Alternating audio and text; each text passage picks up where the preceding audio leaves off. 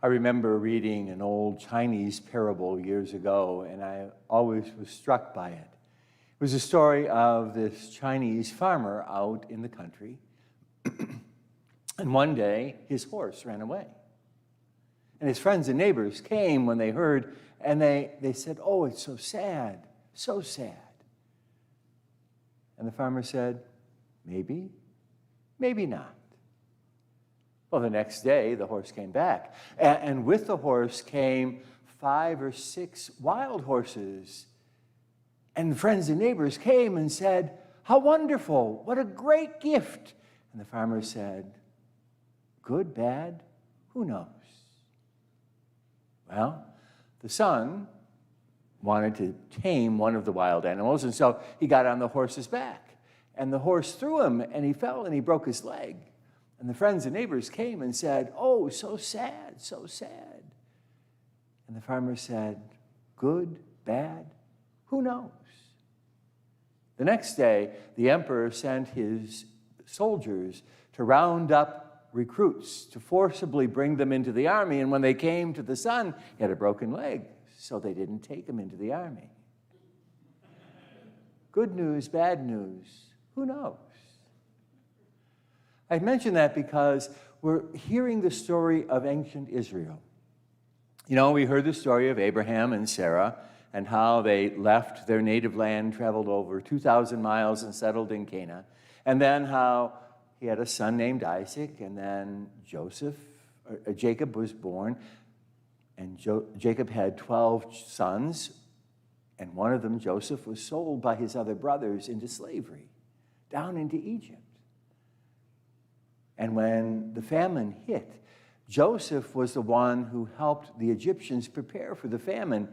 And so they stockpiled all the excess grain that they had gotten from the 7 years previously. And so when his brothers came down to buy grain, Joseph finally revealed himself to them, and his family came down and settled and was spared the famine. Well, others took over later, and they looked at these Hebrew people and they said, "They're a threat to us." And so they enslaved them. And they even said, the Pharaoh commanded that all of the children, the boy children, should be thrown into the river Nile and drowned. And one was put in the water, but in a basket covered with tar. He didn't drown. And we heard part of that story today. We know that this child called Moses becomes the one who would rescue his sisters and brothers and lead them out of slavery into freedom. Good, bad, who knows? Who knows?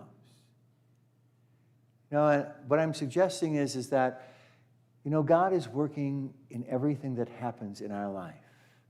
And there are many times that we look at things and we consider it terrible. We consider it a disaster. We consider it this horrible loss. But maybe we need to see what God is going to do with that. You know, you and I, almost all of us, have lost people that we've loved. And we see that as something terrible, and it is. And yet, we know that the Lord has great things prepared for them. And they receive that in all its fullness. And the pain and the suffering and the struggle of this world, that's no more. And they have the fullness of life. So many things happen in life, and we're ready to make that judgment that this is bad or this is good. You know, I bought a lotto ticket and I won. Oh, good. Not.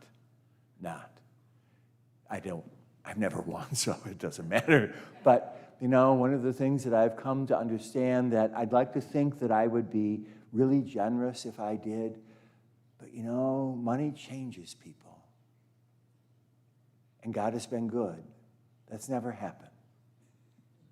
You know, and in the end, my place with the Lord is probably more assured because of that. Good, bad, who knows? Only God. Only God. We're invited to trust in the Lord.